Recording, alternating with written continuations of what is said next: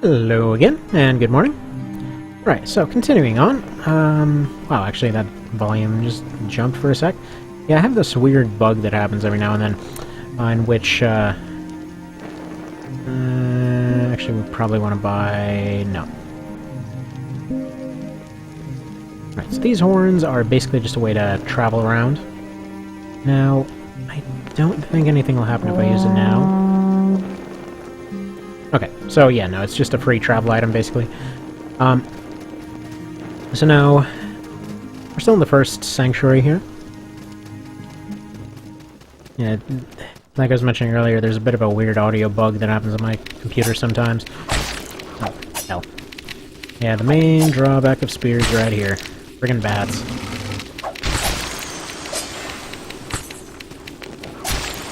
But bunny hopping is your friend.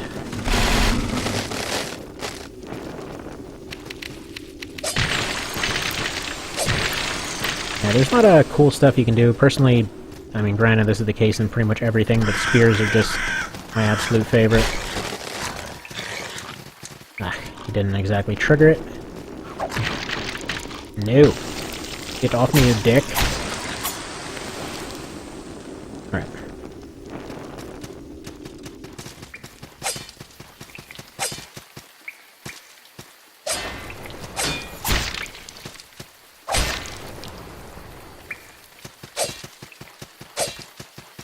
So I'm going to back off here real quick. With those guys, it's best to counter them. For a while anyway. Oh, and by the way, the move I was talking about earlier, the one-handed version actually works just fine too. Actually, I personally believe this one was the better one between the two. It's been a hot minute. But you basically get more versatility with the one-handed moveset. So like, light and heavy is the upspin, heavy light is this kind of area spin, which is very rarely useful, but, you know, it's there. And then you get that if you're doing light, light, heavy. Downstab is as usual, this is as usual. It's just directional stuff you have a problem with. So, for example, one very viable thing that I ended up using was like polearm and pistol. So you could use the pistol to make up for directions that you couldn't attack in normally. And it was quite effective. Alright.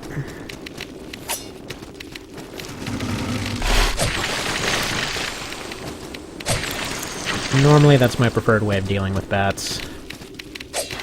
Endless Fang here is another one of the upgrade items. Most of the drops will be. Some of them are collectibles for side quests and stuff like that.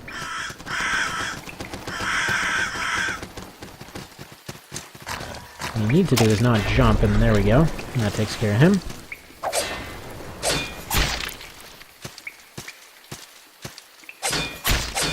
Why am I having input lag? Alright. But I took care of that. Yeah, those guys are pretty much there as your parry tutorial if you can actually get it right, since, you know, I'm apparently not doing that today. Hey, well, such things happen. And really that is where the real, actual challenge of doing an Ironman of this thing comes in. Because, you know, the little stuff, the like random one-on-ones, that's usually not going to be the stuff that gets you. It's going to be some, you know, some random mistakes, some random, you know, like inputs that you're doing wrong or something like that, some random clip that you forgot about. Or just, you know, you're trying to get away from a mob and missed a jump and that sort of thing. And what we're going to do is actually switch this out for the stealth bow. I think I have...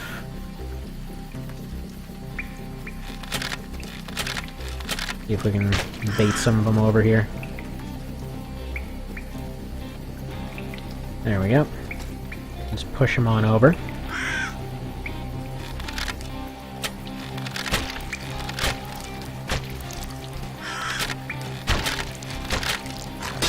The spear, shield, and bow is another one of my favorites on this. Just because of the versatility that it allows. Alright, this should take out all of them if he does it right. Come on, push.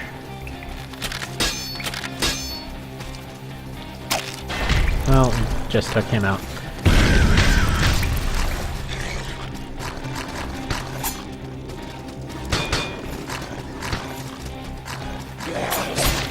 Crap. Alright. Alright, screw it, we're running this. I need this.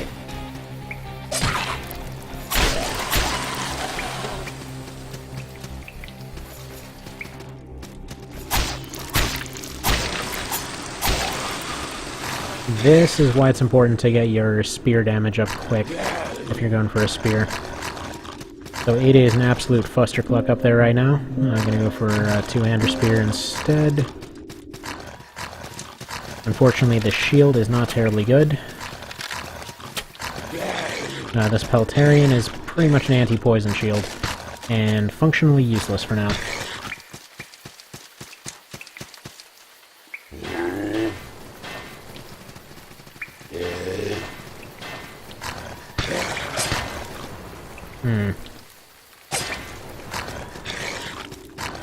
Alright, this has gone awry, so let's go ahead and use this, and use this. And head back. Unfortunately, this does always take you to the front screen. Such is life. Interestingly, the load times are about the same for the PC and Vita versions. But yeah, so it auto-heals you, so you don't have to go do that.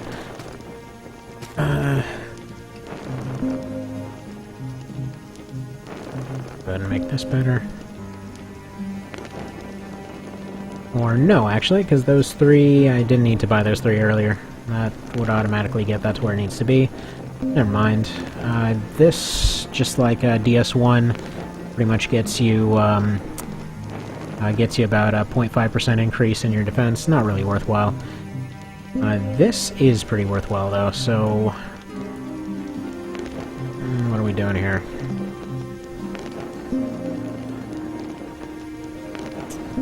Yeah, you know what, I'm probably gonna go for these.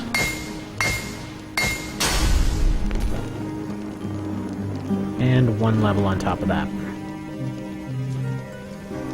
I'd be done, thank you.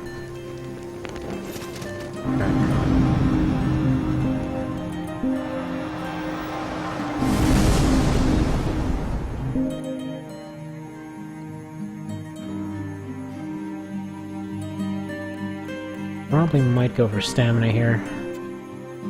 Actually, no. Dex. So each of these, by the way, you can do more than once. Personally, I prefer, spreading out and going for the weapon unlocks as they come. Now, let's see. 30 swords. Where are more pole arms?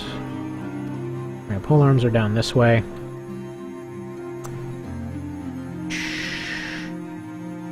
Alright. Fair enough. So something to also bear in mind. It only counts your current equipment towards your load. So like here I have mid-roll. If I swap those out, then I'm on light all of a sudden. So yeah, it only remembers your current stuff.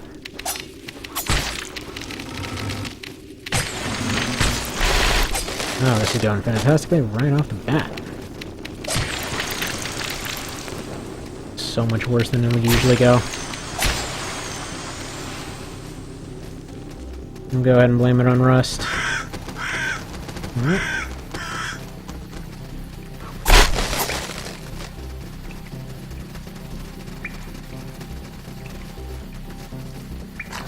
Bye.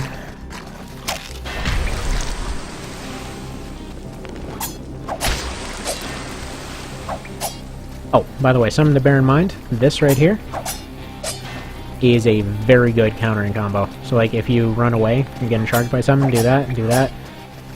You can pretty much, well, like you saw there, go back, get 3 quick hits. It's very useful. It's also good for crowd control.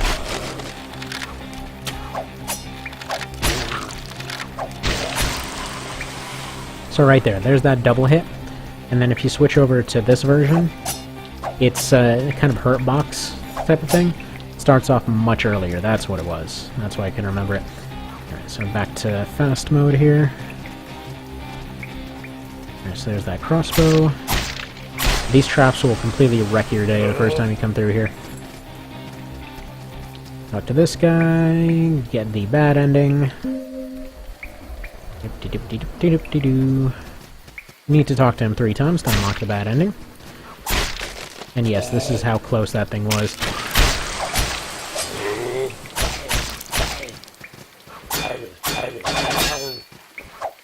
That is the purpose of that move, by the way. It's basically a guard breaker, because it just hits a bunch of times in short succession. Now, can't get soldier poems until the castle reliably. I believe there's some that are around, though. Now, this right here is one of the better equipment pieces, in my opinion. Unfortunately, no, that's still putting over.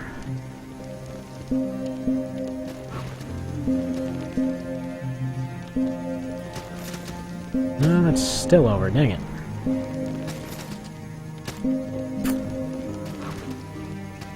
So, the blacksmith's apron is basically light armor with ridiculously high fire defense. And definitely one of the more useful pieces, I find. Alright, anyway, we're gonna go back to this. Dip-de-dip-de-doo. And actually gonna go and upgrade it right away.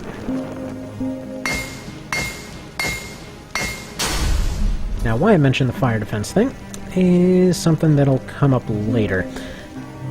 There's one boss in particular that uses fire. Alright, so this Toothus thing, that'd be nice to have at some point. So you have strike and slash, so a heater shield will do pretty good against both. The one that I have right now, I believe, is 80% reduction. This one's 100%. Pretty much this is the better one if you're going for like a relative lightweight kind of thing. You have to worry about slashes, but you know, it'll completely get rid of strikes.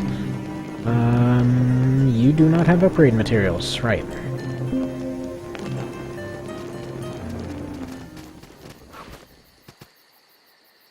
Okay. There's some traps here. And an awesome weapon up here. Got the Claymore, or the Claymore. So, need 2 hands to use it. Actually, just gonna go ahead and ditch the shield entirely.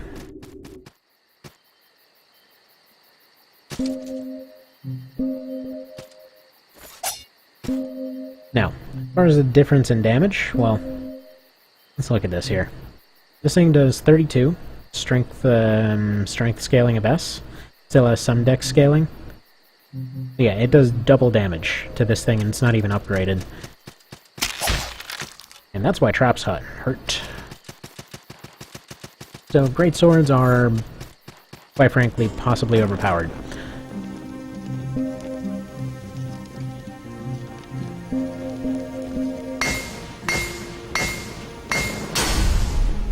Normally what I like to do on these runs is run down, get the Claymore, upgrade it to at least 2, but that didn't end up happening this time. So there's a boss up there, but we're gonna leave her for a minute.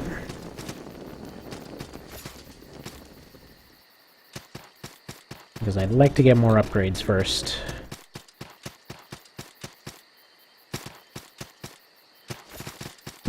Unfortunately, this thing is heavy as crap.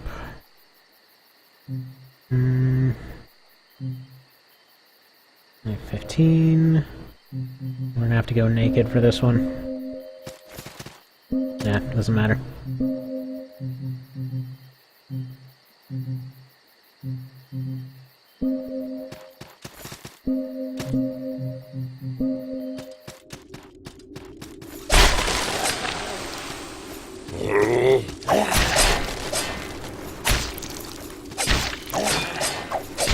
Oh, crap. Well, there we go. End of that run. Well, that happens sometimes. Should have rolled a second time there, but what can you do, right?